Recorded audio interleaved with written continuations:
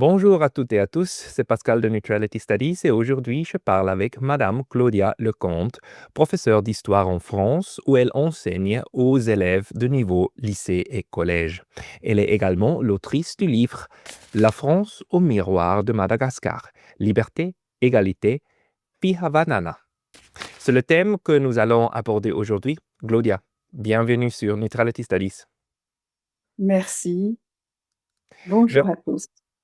Merci à vous d'avoir me contacté. Vous m'avez écrit un email parce que vous me dites que la discussion que j'avais avec Monsieur Chandran Nahir sur la nécessité de décolonialiser les esprits, ça vous a parlé beaucoup et puis vous avez vous-même écrit un livre sur Madagascar et la France. Est-ce que vous pouvez nous dire un peu c'est quoi qu'il faut faire et puis ou bien pourquoi est-ce que c'est important qu'on décolonialise les esprits? Et puis après, on va parler encore un peu sur la Madagascar. Bien sûr. Alors, avant d'arriver peut-être à cette prise de conscience de décoloniser les esprits, je vais juste me présenter brièvement et vous dire pourquoi je suis arrivée là. Donc, je suis franco-malagasy. J'ai dû quitter mon pays natal à l'âge de 15 ans, en 1982. Donc, le contexte, c'est la guerre froide, hein. Et donc, je suis venue à l'âge de 15 ans faire mes études en France, le lycée d'abord, en France il y a ça, et ensuite le baccalauréat et les études supérieures. Et en fait, cet arrachement à mon pays natal a été un tel traumatisme que très vite je me suis dit, mais pourquoi je dois subir l'histoire en fait? Et qui écrit l'histoire finalement? Et en fait, ce questionnement m'a conduit à mener des études d'histoire et dans un premier temps, je voulais intégrer des organismes internationaux, je voulais aller à l'UNESCO, etc. Et après ma maîtrise, où j'ai fait une maîtrise sur l'administration coloniale, j'ai démontré comment cette administration était inefficace parce qu'il y a plusieurs échelons comme ça. Et en fait, j'ai réalisé que les administrateurs mentaient quand ils donnaient leur rapport au fur et à mesure que ça monte pour garder leur position. Et très vite, on voyait dans cette colonisation malgache, dans le secteur que je travaillais, le sud-est, qu'il y avait souvent des rébellions. Et en haut, on se disait, mais pourquoi il y a des rébellions? Pourtant, tout va bien. Et en fait, on cachait la vérité pour garder cette position. Donc, je voulais intégrer l'UNESCO. Et là, j'ai proposé un projet de recherche qui a été refusé. Je voulais démontrer en fait l'inefficacité des pratiques de développement parce que c'était pas en accord avec la culture. Donc, suite à ça, je me suis dit, je vais devenir professeure pour rester étudiante. Et donc, j'ai commencé, comme vous l'avez dit, à travailler au lycée, donc de la seconde à la première, donc 16 ans à 18 ans. Et en 2015, là, j'ai eu un choc après les attentats en France en 2015, je me suis dit, Charlie Hebdo. voilà, il y avait Charlie Hebdo et à la fin de l'année, il y avait le Bataclan. Entre-temps, il y avait le supermarché Cacher et le Bataclan. Et là, je me suis dit, euh, l'éducation nationale a failli. Parce que comment se fait-il que des enfants élevés par la République se retournent contre elle comme ça? Et je me suis dit: «C'est au collège qu'il faut y aller», parce que c'est certainement ici qu'il y a, cette désillusion par rapport à, la promesse de l'égalité républicaine. Et donc concrètement, pour revenir à la nécessité de décoloniser les esprits, ça s'est passé en fait le 19 septembre 2020 précisément. Je je donnais un cours sur la décolonisation à des élèves et c'est un cours que je faisais régulièrement et dans la salle, il y avait une adulte et cette adulte, à la fin, vient me voir et me félicite pour ce cours-là. Et je lui dis: «Mais comment se fait-il?» Et elle me dit: «Mais si, c'était tu l'abordes de telle manière» et cetera. Et là, j'ai pris conscience, je me suis dit: «C'est ça, c'est ce déni de l'histoire coloniale qui fait que, les adultes, beaucoup d'adultes en France n'ont pas, entendu ça et parce que c'est un déni, c'est un tabou et pourtant c'est au programme, hein, et en fait, c'est ce déni qui a fait que, hem, on en est arrivé à cet état, en fait, qu'on a connu, en 2015 et là, je me suis dit: «Il est temps de décoloniser les esprits». Alors, quand je dis décoloniser les esprits, Pascal, c'est pas, un acte charitable que doit faire, la France vis-à-vis de ses anciennes colonies. C'est déjà pour elle-même. Vous voyez ce que je veux dire? C'est pour, vraiment, se débrancher de cette mentalité belliqueuse qui en est la colonisation et donc accepter donc un autre paradigme en disant: «Mais si je raisonnais autrement en fait que cet, impérialisme, cette domination», voilà. Oui, vous dites quelque chose qui est assez important, c'est aussi d'être consciente qu'il y avait et qu'il y a encore une colonisation mondiale de l'Europe en extérieur et puis que ce n'est pas une histoire finie. Vous voyez que Exactement. moi comme Suisse, en Suisse, on pense tout d'abord que la Suisse n'a pas fait partie de la colonisation, qui est faux. Oui.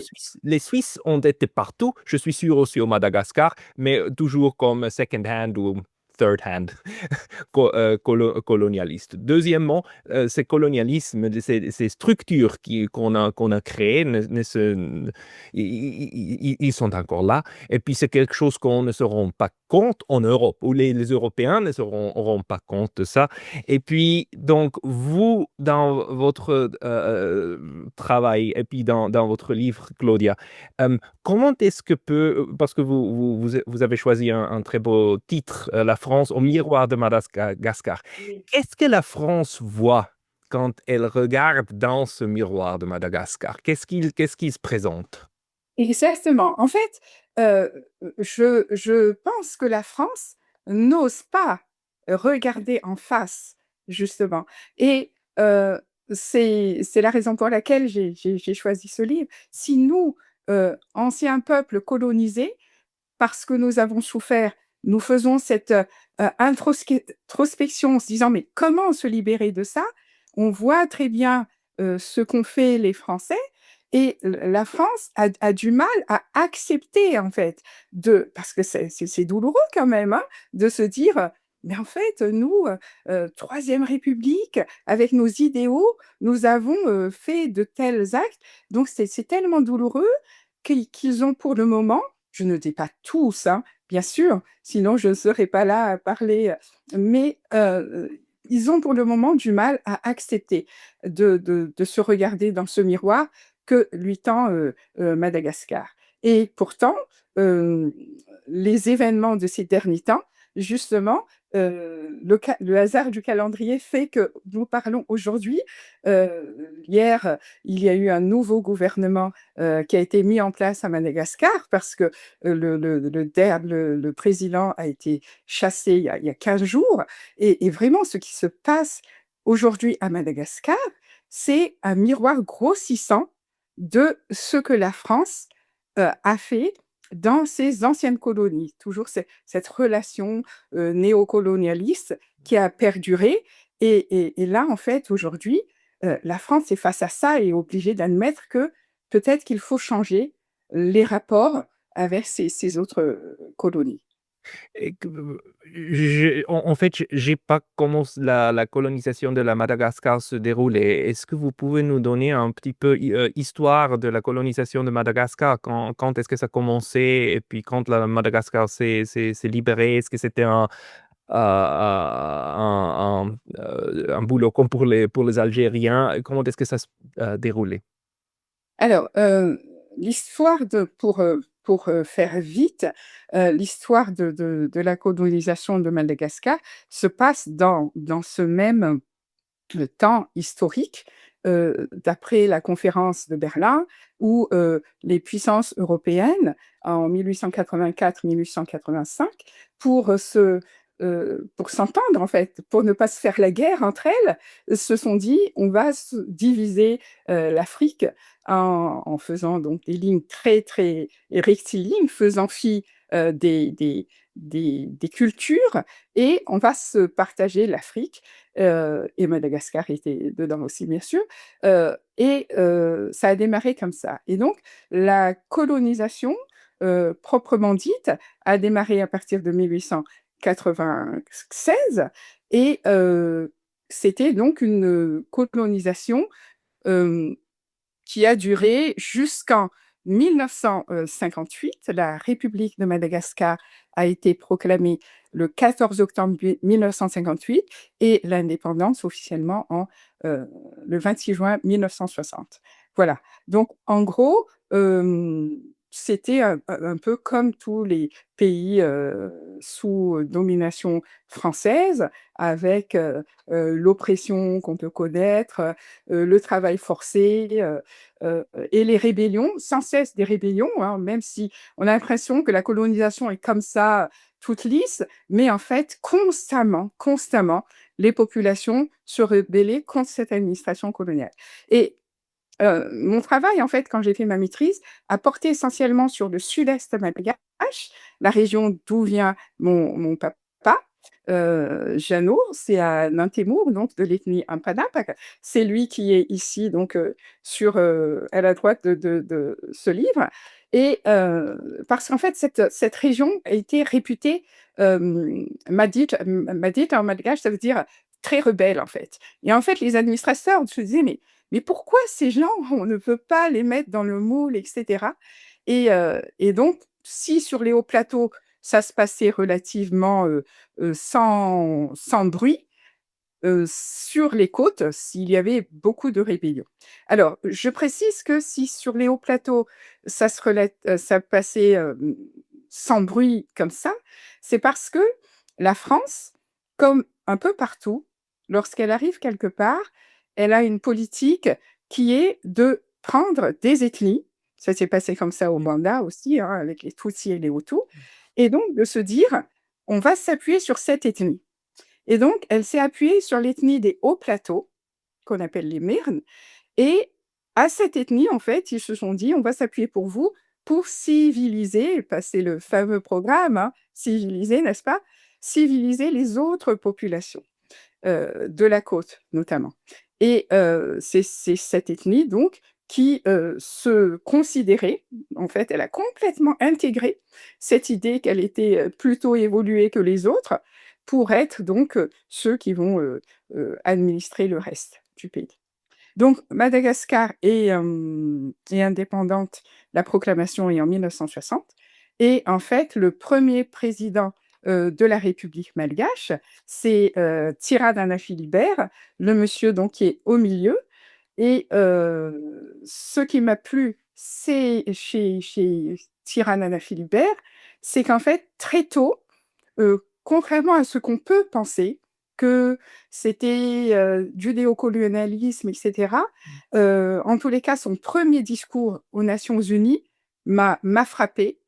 C'était en 1959 et en fait, dès ce moment-là, aux Nations unies, il affirme sa souveraineté dans un discours que je reprends dans le livre d'ailleurs et je me dis que c'est important ce moment parce que c'est là qu'on voit les relations avec la France et on voit très vite que quand, les peuples, en fait, anciennement colonisés veulent affirmer leur souveraineté, ça ne plaît pas à l'ancienne puissance coloniale.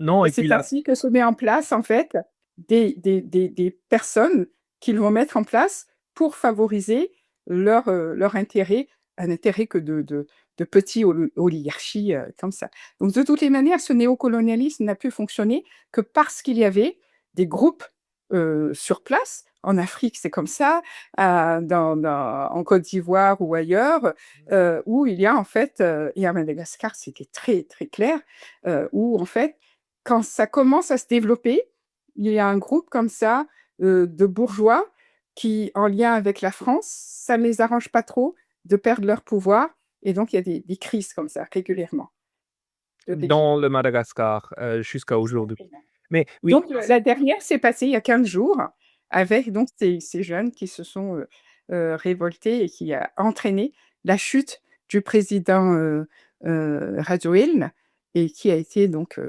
exfiltré par la France.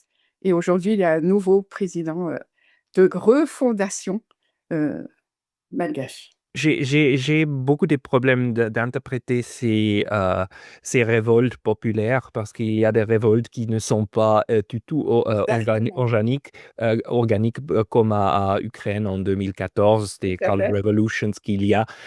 Mais à Madagascar, donc, est-ce que c'était un propre révolte du peuple qui ne voulait plus, qui voulait quelqu'un du moins lié avec la France ou puis avec l'Occident ou au contraire, est-ce que c'était inspiré par l'Ouest?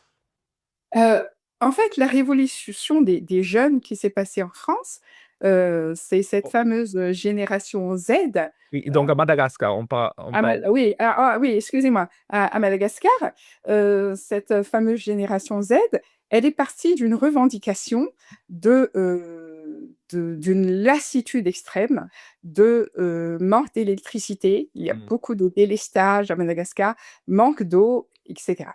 Donc et aussi d'une lassitude par rapport à la corruption à Madagascar, qui gangrène le système. Et ça a commencé par des étudiants et vous dire, est-ce que c'est initié? Est-ce qu'il y a des gens par derrière qui ont tiré les ficelles? Je ne peux pas vous le dire.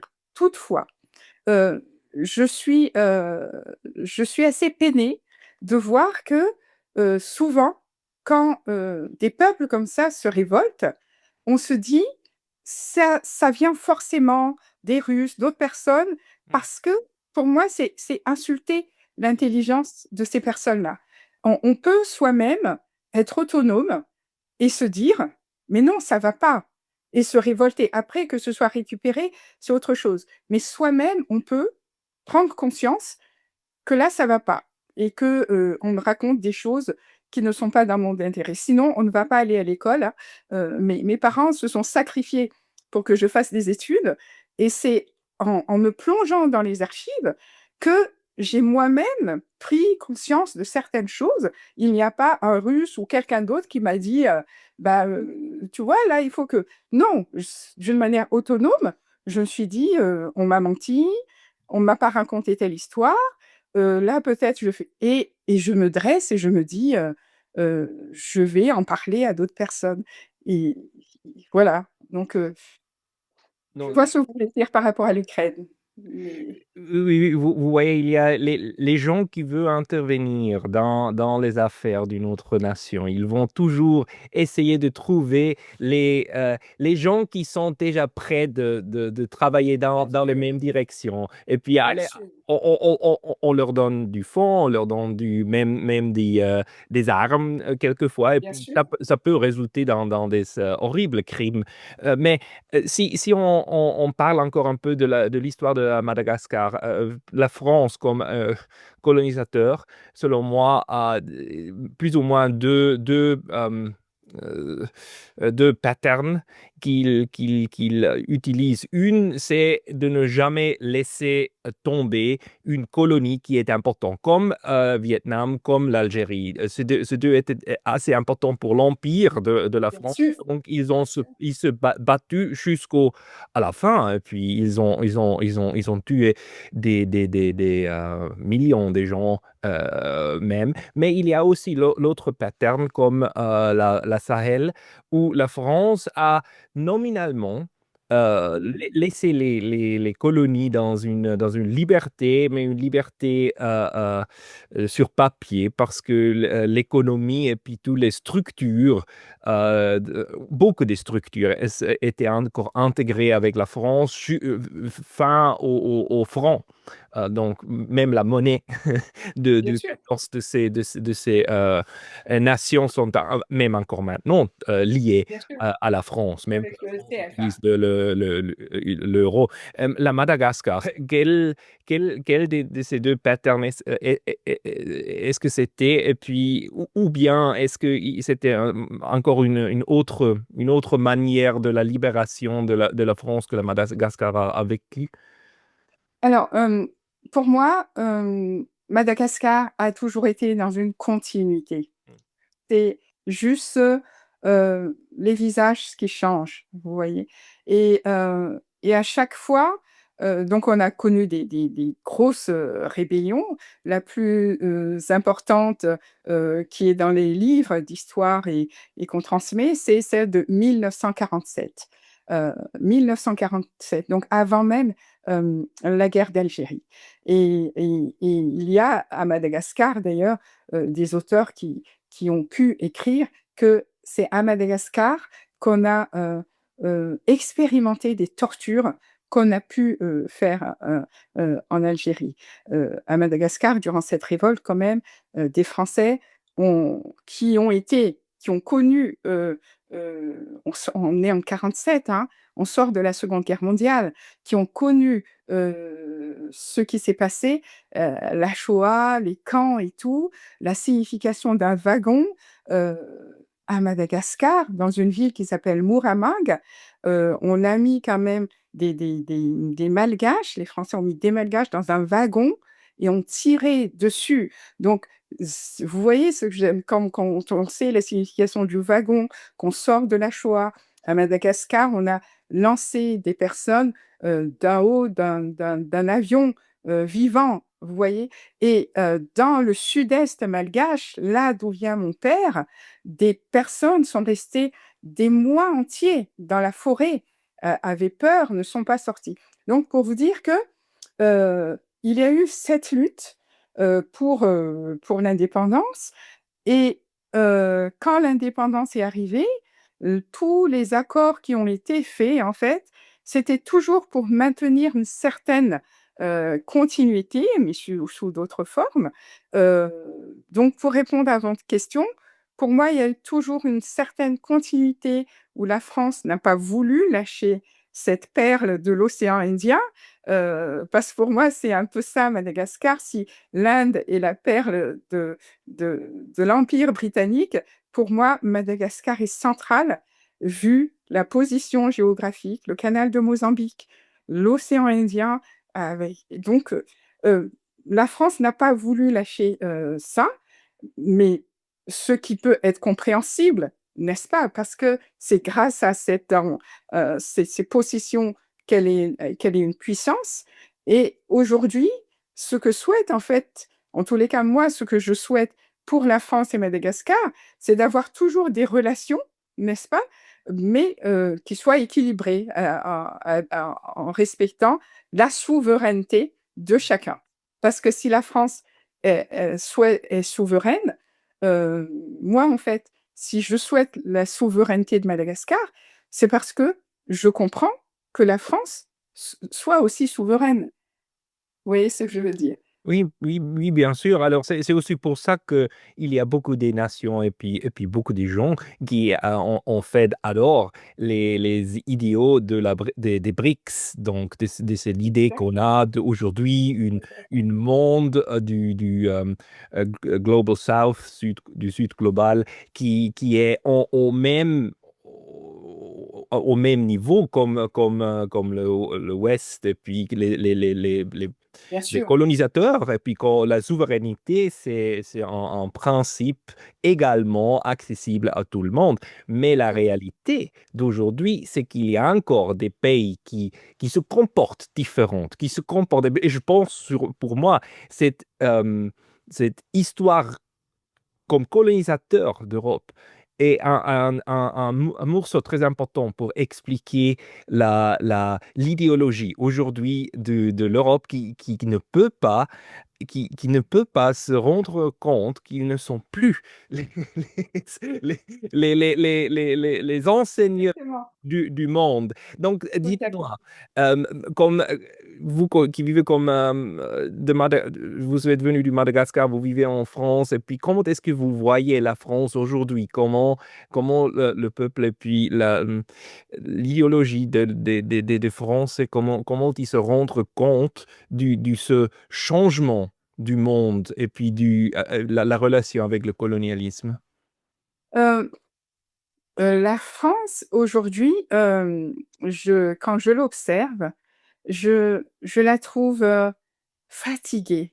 Hmm. fatiguée et dépressive. Mmh. Et lorsque je vous ai contacté, si je me rappelle bien de mon mail, je crois que je vous ai dit: «Il y a comme, des secrets de famille». Ah et et pour moi, cette histoire coloniale, c'est comme un secret de famille Mmh. qui est là, Tout le qu'on monde le n'ose pas, sait. tout le monde le sait, mais on n'ose pas l'affronter Mmh.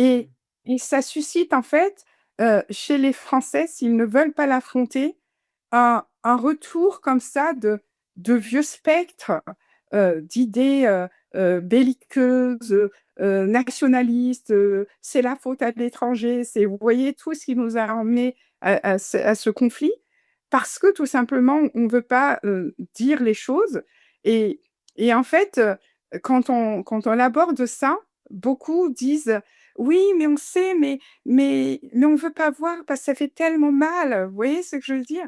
Mmh. Et c'est dommage pour eux et parce que pour eux, c'est pas tout le monde, hein, encore une fois, parce que, parce qu'en fait, c'est eux qui sont les perdants. Parce que, les peuples anciennement colonisés font le travail de retrouver leur propre identité et aujourd'hui en France, c'est ce qui se passe. Je c'est une société multiculturelle et dans ce cadre de la mondialisation, c'est tout à fait, normal que certains se disent: «Si je revenais à qui je suis vraiment?» et en fait, en France, chaque Français qui la compose reviennent à leur, culture, leur, religion initiale pour exister, pour être bien, en fait et face à ça, les Français sont un peu déphasés et se disent: «Mais nos valeurs, c'est quoi? C'est liberté, égalité, fraternité» et en même temps, on voit bien que c'est ça on n'arrive pas à l'appliquer et ils se sentent un peu déphasés face à une population qui, multiculturelle, qui commence à être fière de sa culture, grâce à tout ce qui se passe, ces 10 dernières années avec les réseaux sociaux et heu et tout cela, ça s'accélère, en fait, vous voyez? Avant, on était un peu isolés, on ne savait pas que telle personne à Tokyo ou, en Inde pensait comme soi. C'est la raison pour laquelle quand j'ai vu votre dernier podcast, votre avant-dernier, je crois, je me suis dit: «Mais ce monsieur pense comme moi, il est en Malaisie et il pense comme moi» et grâce à ces podcasts-là, on se retrouve et on se sent moins isolé. Je pense c'est important de dire aussi qu'il y a beaucoup des Européens, aussi des Américains qui bien comprennent les problèmes qu'on a créés avec cette colonisation, y compris la éradication du continent, Amérique du Nord. Bien sûr. On a complètement changé tout le peuple d'un continent et aussi en Australie, par rapport et puis mais il y a un problème que dans le discours général, je pense que c'est pas ça n'a pas encore arrivé jusqu'aux mentalités du majorité des Européens, combien c'est encore pour un grand, part du monde, un très grand problème qu'on porte encore avec soi et puis les Européens, et les Français aussi ou une part des Français aussi, ils ferment les yeux ou bien ils ne se rendent pas compte qu'il y a encore cette histoire et cette réalité, mais réalité courante Oui. du colonialisme, ces entretiens que ça produit. Donc, je me demande comment est-ce qu'on peut sortir de ça? Comment est-ce qu'on peut revitaliser la France, les Européens, par cette catharsis qu'il faut de se rendre compte qu'il y a encore du colonialisme et les choses qu'on a fait faux. Parce qu'il faut aussi dire, il y a beaucoup de valeurs des Européens qui sont assez bons. Oui, Liberté, égalité, bien sûr. fraternité, c'est assez bon. Mais le problème, c'est toujours que les Européens, ils le réclament, ces valeurs pour eux-mêmes. Liberté pour nous, pas pour les autres. Égalité Oui, entre nous et fraternité aussi entre nous. Et puis vous, dans votre livre, vous-même, vous avez changé le troisième mot, tout à fait. fraternité, par Fievalan. Fievalan. Fievana. Et est-ce que Oui. vous pouvez nous dire tout d'abord qu'est-ce que c'est-à-dire et comment est-ce que vous voyez le problème des valeurs des Européens qu'ils réclament mais puis qu'ils ne déroulent pas partout? Alors, d'abord, par rapport à je vais revenir sur Fiamana après et pourquoi je l'ai mis et par rapport à votre sentiment que, de dire que le problème, c'est que, au niveau des mentalités, des c'est pas encore rentré et je suis quand même optimiste Mmh. parce que, je me dis que même si les dirigeants ne le proclament pas, je crois à l'amitié entre les peuples. Vous voyez ce que je veux dire? Et vous savez, j'enseigne dans un collège où il y a mais différentes origines. Il y a des personnes d'Afrique, du Maghreb, il y a des Européens, il y a des Roumains, des Croates, des Serbes. D Et donc, je veux dire, si cette jeunesse, en fait, n'a plus les mêmes, fonctionnements que les adultes précédents, parce que je peux vous dire, quand je vois des Serbes, des Croates, discuter ensemble et cetera. Je me dis: «Mais oui, dans ma classe, la paix en Europe est possible de l'Atlantique à l'Oural», vous voyez? Donc ça, c'est c'est ma c'est ce qui me donne beaucoup d'optimisme. Hem, comment, comment en fait faire pour changer? C'est uniquement par l'éducation. Mmh. Par l'éducation et déjà très tôt, et donc déconstruire en fait le racisme en expliquant tout simplement que, c'est un système qui a été créé, un outil de domination qui a favorisé, l'esclavage, la colonisation et cetera et à partir du moment où les jeunes même prennent conscience que leurs aînés, leurs grands-parents, leurs parents même, ont été en fait conditionnés par une doctrine erronée, ça va changer et en France, il y a une fondation, la fondation, Lilian-Thuram Éducation contre le racisme et pour l'égalité. C'est une plateforme où, des professeurs, des instituteurs peuvent prendre des outils comme ça pédagogiques pour, déconstruire en fait, le racisme. Donc ça va passer par l'éducation. Et pour revenir donc à liberté, égalité, fraternité, pourquoi elle n'arrive pas à dérouler pour d'autres? Je dirais que c'est parce que au moment où ça a été, proclamé, tous ces grands idéaux, heu, c'est parce que, à ces moments-là, vous savez 1789, c'est la déclaration des droits humains, les êtres humains sont égaux. À ce moment-là, une partie de l'humanité pour l'Europe n'était pas considérée comme des êtres humains.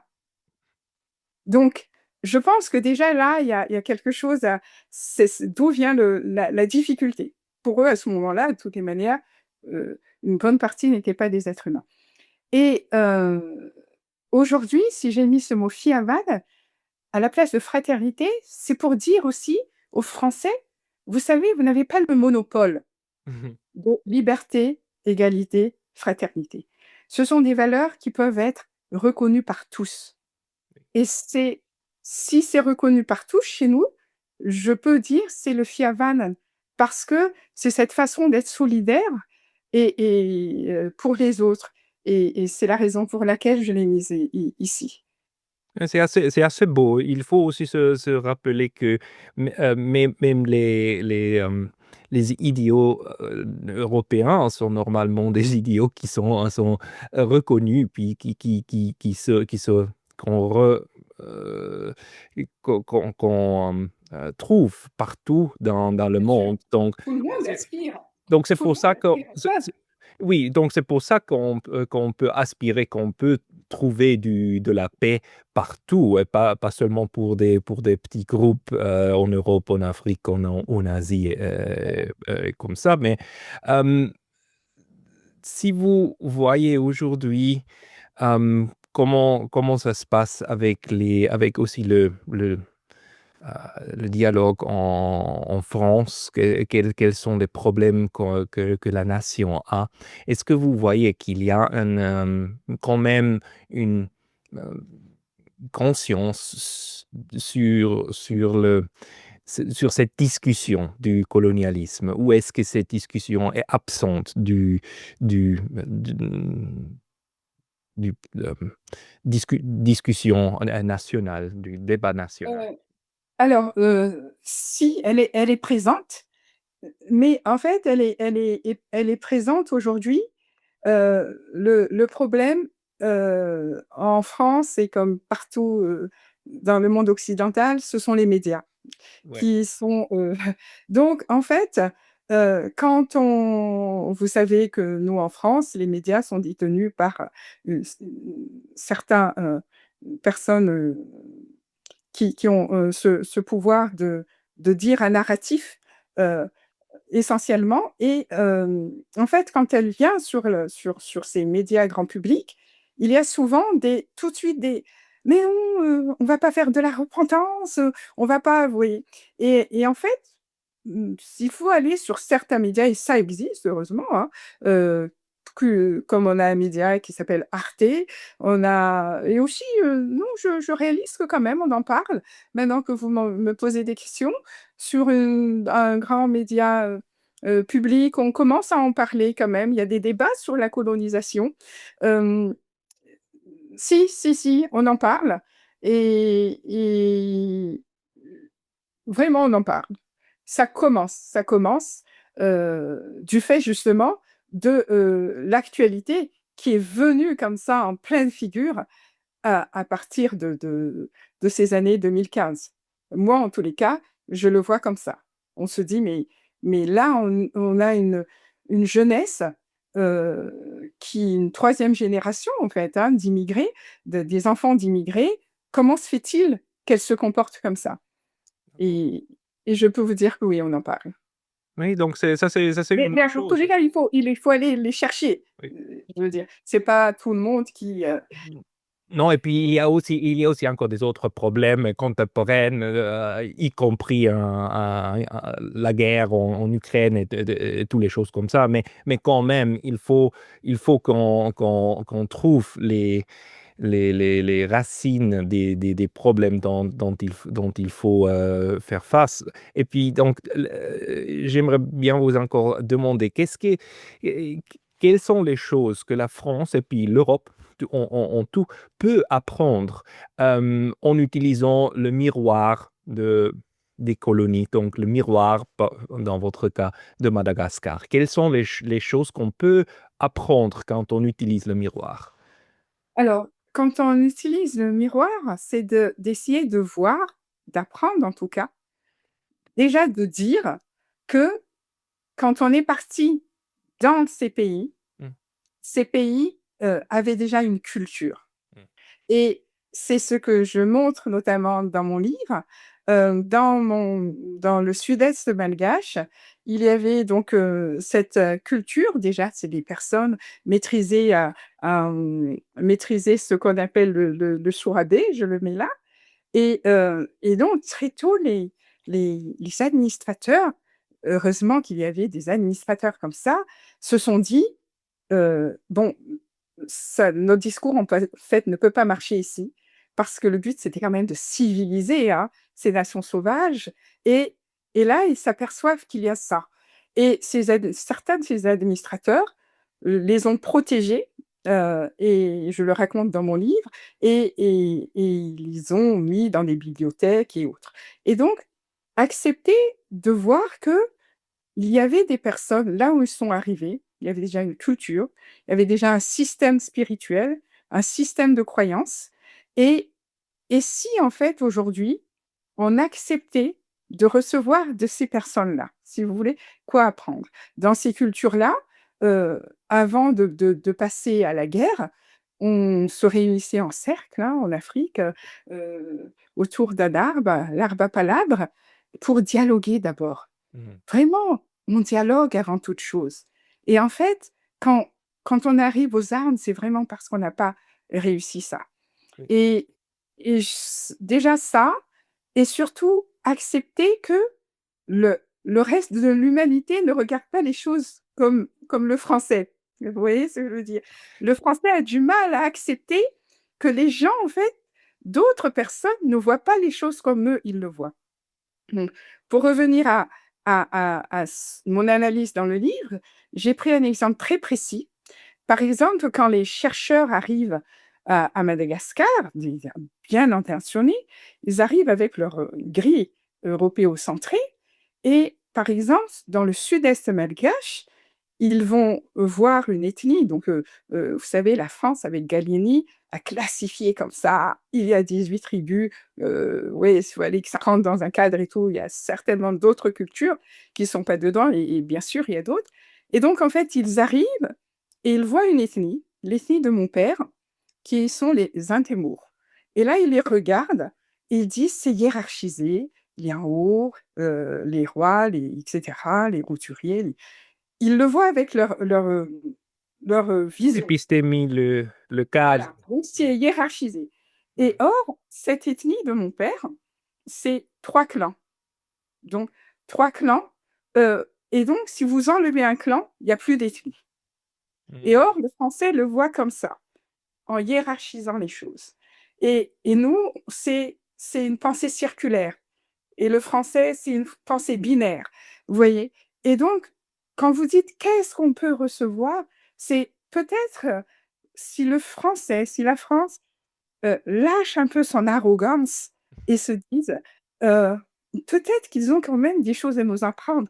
Parce qu'avant leur arrivée, ces personnes vivaient, il y avait pas la fa je veux dire, ils vivaient, quoi.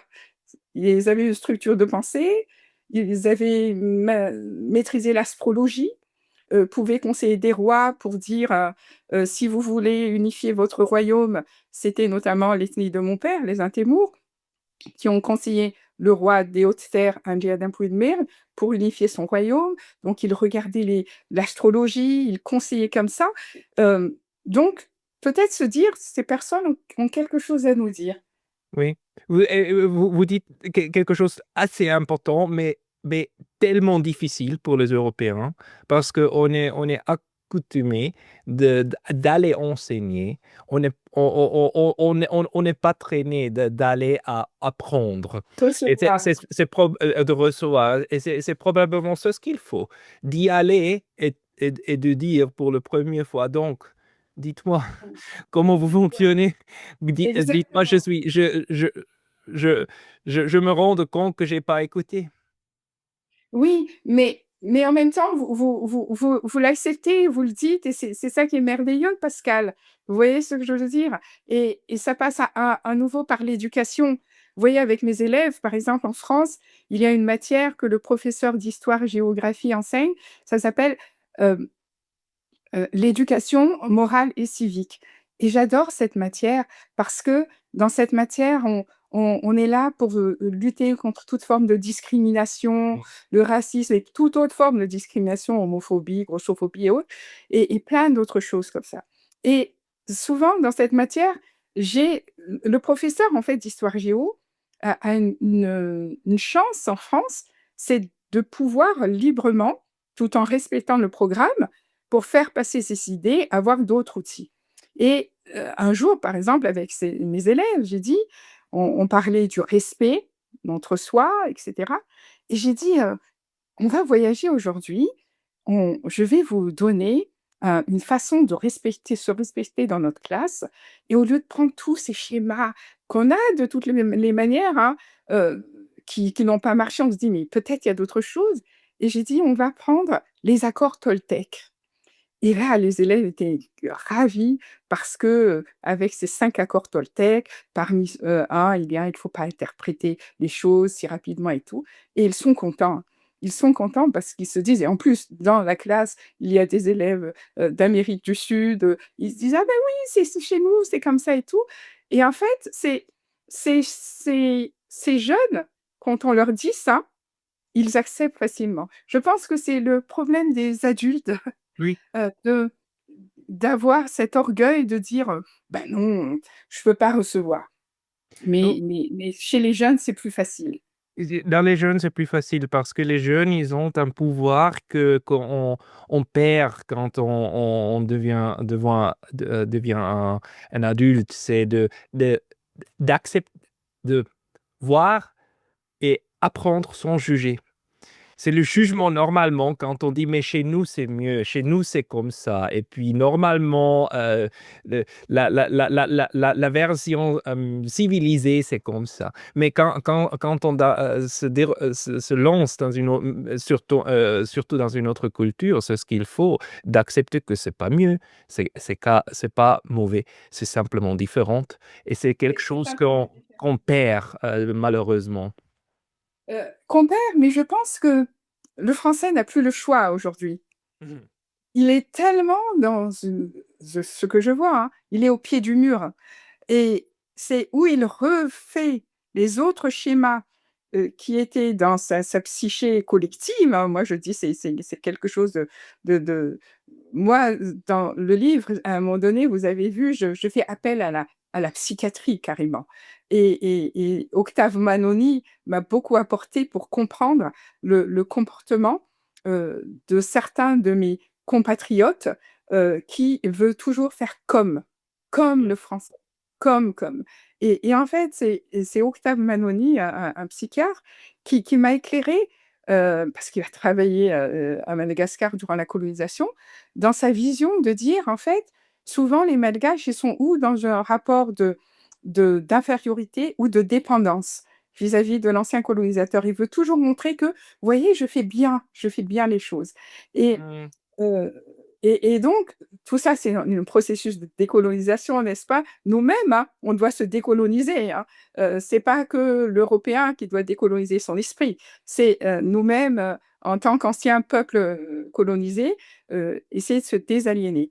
Et donc là, j'ai fait un long couloir pour répondre à votre question qui était initialement, hem j'ai oublié, mais en fait, ah oui, oui, oui, pour dire, voilà, j'y suis. Le français n'a plus le choix. Il n'a plus le choix parce qu'il refait, il va vers une troisième guerre mondiale parce que c'est ça son schéma habituel où il dit, «Ben, je vais apprendre des autres». Quand vous dites, pour les adultes, c'est difficile, mais aujourd'hui, il c'est ça, c'est où il apprend des autres, où il repart à nouveau et il refait son. Oui, mais dans ce sens-là, dans un sens optimiste, il y a la possibilité donc des peuples colonisés et colonialisateurs de s'aider un à l'autre par dire Bien sûr, cette fois on va travailler ensemble. Vous, exactement. les colonisateurs, venez à nous découvrir cette fois vraiment comme nous sommes. Et puis pour les colonialisés, de se rendre compte qu'on peut parler aussi avec les Bien sûr. colonisateurs sur le même niveau et de leur inviter et leur faire revoir la colonie, colonie des jours avec des autres yeux. Mais vous savez, il n'y a même pas à les inviter à venir, sur place. Ces personnes sont là. Mm. Heu, les diasporas, hem, au Japon, on le voit pas, enfin, bien sûr, mais ou dans d'autres, pays. Mais en France, par exemple, toutes ces diasporas sont présentes sur le sol français. Vous voyez ce que je veux dire? Donc, il y a même pas à aller faire 12 000 kilomètres pour aller regarder à nouveau comme, au temps des colonies, comment vous fonctionnez. Comment, quels sont mais c'est y aller ici en France, Donc, accepter de se côtoyer. le miroir est déjà dans la maison. Tout à fait, il est dans la maison, il est dans la maison et accepter de voir l'autre et c'est mon optimisme justement par rapport à l'endroit où je suis, où j'enseigne, c'est spécifique à la France. Vous savez, dans les banlieues des grandes métropoles sont, reléguées les personnes, souvent, issues, de l'immigration et c'est dans ces écoles, ces collèges et lycées qu'on a justement ce multiculturalisme et donc c'est pas nécessaire de prendre l'avion pour aller à Bombay pour manger des naans et ou vous voyez? C'est ici que ça se passe et encore faut-il que être ouvert à ça. Je dois dire, Claudia, vous me faites beaucoup d'espoir parce que votre interprétation de ce qui se passe, ça ouvre aussi beaucoup de portes pour la réconciliation. Et c'est finalement ça qu'on a besoin en Europe, surtout, de Exactement. se réconcilier avec soi-même et avec les autres. Et puis, c'est quelque chose qu'il faut en travailler. Vous avez probablement raison, c'est l'éducation qu'on devrait utiliser pour y arriver. Exactement. C'est mon pour moi, ce Donc ne passe que par là. dites-moi, seulement pour finir, Claudia, les gens qui désiraient s'acheter votre livre, où est-ce qu'ils deviennent aller? Et puis, est-ce que vous écrivez des fois et publiez sur l'internet aussi? Alors, pour le moment, sachez que ce livre, en fait, il a été, fait vraiment, je dirais, dans urgence. Pour moi, c'est un essai. C'est sorti parce qu'il fallait le dire à ce moment-là. Donc c'est mon premier roman, c'est une égo-histoire, comme vous l'avez vu. Donc en fait, aujourd'hui, c'est sur toutes les plateformes de vente en ligne, si, les personnes veulent l'avoir, bien sûr. Et puis, sinon, j'ai fait une petite vidéo, notamment avec un jeune homme, d'origine malgache. C'est sur YouTube, donc ça peut se trouver facilement et pour le moment, je n'ai pas encore écrit et ça viendra peut-être, mais en tous les cas, il fallait le faire, ce livre-là, La France au miroir de Madagascar et je suis ravie parce que je me dis: Il y a déjà eu, quelque chose qui s'est enclenché dans mon pays natal par rapport au fait de se regarder, dans le miroir. Voilà. D'accord, c'est une chose très, très bonne et puis je vous félicite et j'espère que vous allez encore écrire et puis, parler, encore plus de ça. Je vais mettre un lien dans la description de ce vidéo, sur le livre et puis, si vous allez Sur les s'il y a 2 encore interviews, des exactement. autres choses, vous m'envoyez Claudia Bien sûr, Leconte. Ben, bien sûr. merci beaucoup pour votre temps aujourd'hui. Merci Pascal d'avoir fait l'effort de parler en français. On essaye. À la prochaine. Formidable, à la prochaine. Merci beaucoup.